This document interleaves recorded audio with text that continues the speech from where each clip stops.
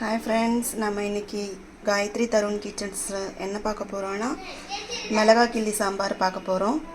அதுக்கு முதல்ல பருப்பை வாஷ் பண்ணி இந்த மாதிரி எடுத்திருக்கேன். மீடியம் சைஸ் வெங்காயம் ஒன்று கட் பண்ணி வச்சுருக்கேன், போட்டுப்போம். தக்காளி ஒன்று கட் பண்ணி வச்சுருக்கேன். அடுத்து கொஞ்சமாக சீரகம் வேக வைக்கிறதுக்கு, மிளகு ஒரு 4-5,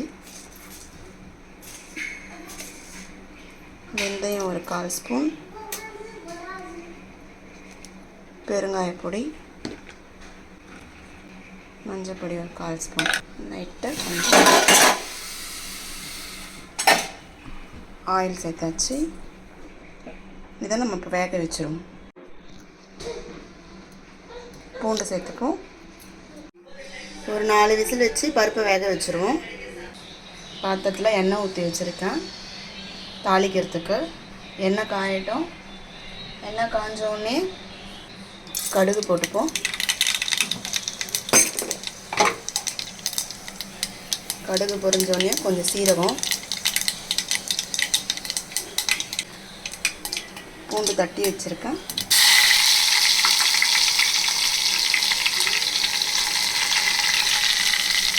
பூண்டு பொரிஞ்சோடனே காஞ்ச மிளகாய் சின்னதாக எடுத்து வச்சுருக்கேன், ஒரு 6, அதை போட்டுப்போம்.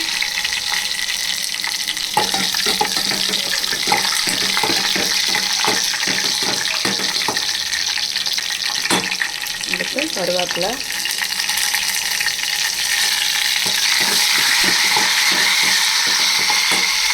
சின்ன வெங்காயம் கொஞ்சம்,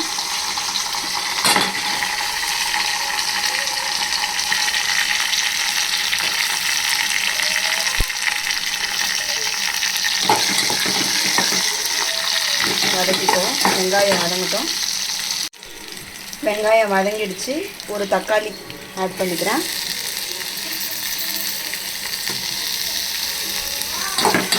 தக்காளியும் சேர்த்து வதக்குவோம். லைட்டாக உப்பு போட்டுப்போம். வதங்கட்டும். இப்போ பார்த்தீங்கன்னா தக்காளி வெங்காயம் குக் ஆகிடுச்சு. இப்போது நம்ம பருப்பு எடுத்து இதில் ஆட் பண்ணிக்கலாம்.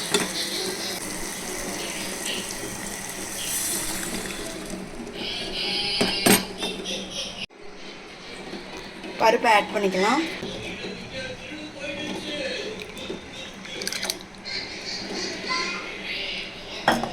அடுத்து ஒரு சின்ன நெல்லிக்காய் சைஸ் புளி கரைச்சி வச்சுருக்கேன், அதை ஆட் பண்ணிப்போம்.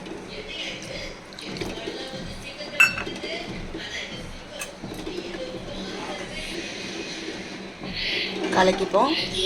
சாம்பார் ஒரு கொதி வரட்டும். தேவையான அளவு உப்பு சேர்த்துப்போம்.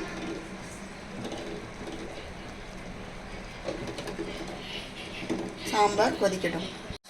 இப்போ பாருங்கள், சாம்பார் கொதி வந்துடுச்சு. சாம்பார் ஒரு கொதி வந்ததும் நம்ம ஆஃப் பண்ணிவிடுவோம்.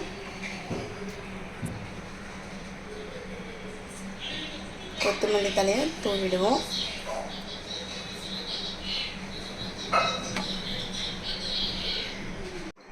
சுவையான மிளகாய் கிள்ளி சாம்பார் ரெடி ஆகிடுச்சு. இதுக்கு முட்டை வறுத்து சைட் டிஷ் வச்சு சாப்பிட்டா ரொம்ப நல்லாயிருக்கும்.